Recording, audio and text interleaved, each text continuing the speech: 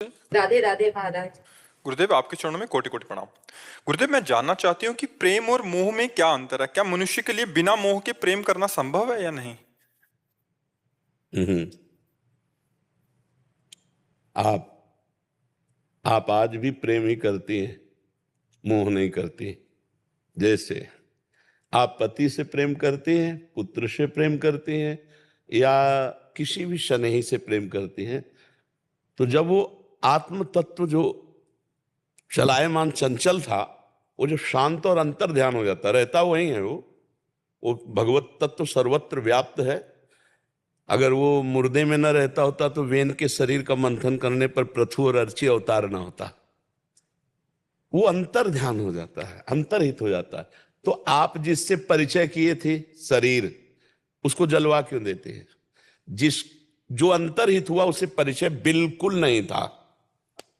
और जिसको हम बहुत प्यार दुलार करते रहे, पति पुत्र या पत्नी या जो भी सगा संबंधी मान करके, वो शरीर सामने होता है, फिर हम शरीर से रति नहीं करते।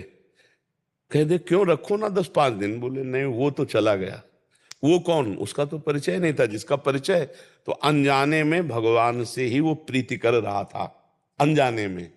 पर अनजाने में होने के कारण मोह कहा गया।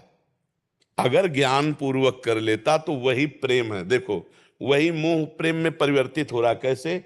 भगवान श्री राम कह रहे हैं, जननी जनक बंधु सुत दारा तनु धन धाम सुहृद परिवारा। यहां प्रेम नहीं होता, मोह होता है, राग होता है, आसक्ति होती है।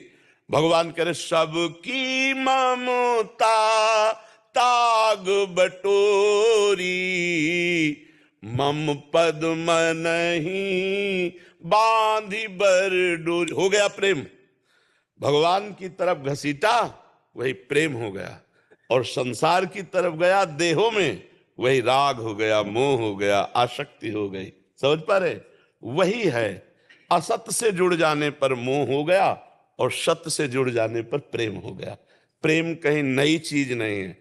जैसा हम पति में आसक्त हैं, जैसा हम पत्नी में आसक्त हैं, जैसे हम पुत्र में आसक्त हैं, वैसे प्रभु से आसक्ति हो जाए, यही प्रेम है, वही प्रेम है।